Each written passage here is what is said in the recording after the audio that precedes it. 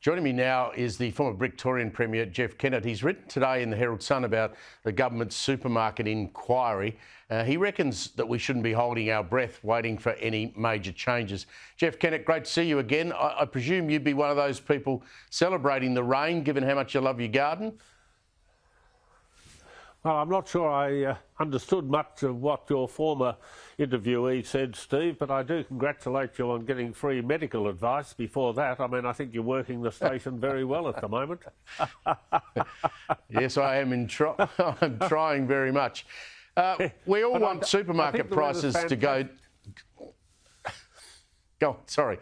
Let's talk about supermarket prices. I read with great interest today that you've been working as an independent advisor within the Coles network around any disputes between, I gather, suppliers and the supermarket giants themselves. How's that work? It's very simply a part of what we call the grocery code. So the four major supermarkets now have an independent arbiter. I've been employed to do that for Coles, and as you correctly said, where there's a dispute between Coles and a supplier, I'm asked to come in and to try and resolve the issue. And I think, Steve, what the listeners, viewers should understand is there's been very few complaints, and I think it's the same for the other supermarkets, that most suppliers work closely with the supermarkets. All of the supermarkets have to have a very good relationship with their suppliers, and where there are disagreements, they will normally resolve themselves between the supermarket and their people and the supplier.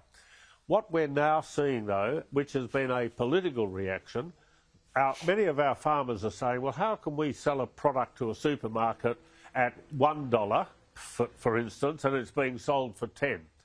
And what the government has done is set up a former Labor minister, Craig Emerson, who is an economist, and I therefore had great faith in the work that he'll do, to try and explain to all of those who are interested what happens between when the farmer sells a product, whether it's a vegetable or a piece of meat, to the end point where it's offered to the consumer. And of course, along that chain, there are many, many ingredients which all involve labour, transport, energy costs, government charges.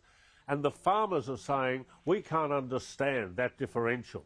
And Craig Emerson is being asked to try and select products and to give the farmers some confidence that the supermarkets aren't in fact using their product for extraordinary gains. And I can only say from my experience in 9 years as the independent arbiter, I've not seen that take place.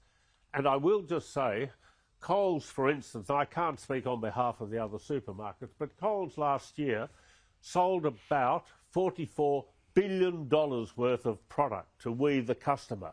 But on that sales figure, their profit was only 2.6%. Now, that is a very small return for all of that sales, for the 140,000 people that they employ and all the other ingredients that go into it. So I'm not worried about what Craig Emerson will find. What I think the public has got to understand, supermarkets are very, very competitive, and they price their products in order, firstly, to maintain their position in the marketplace, because if they're not competitive, people will go elsewhere. And secondly, they do have very good relationships with their suppliers. Now, what happens when Craig comes and says, well, product A is making a profit, say, of 10% and another product 2%, is he or the government going to intervene and then say, well, the supermarket should only have a margin of 2% or 5% or 10%? It just doesn't happen. And the last thing you'd want is governments telling supermarkets or any other retailer what prices they should be selling their products at. So this is sadly, I think, a bit of a political stunt by the National Party, who are trying to represent their constituency by being farmers. But I think no harm will come from this, except it's going to take time and money to do the inquiry.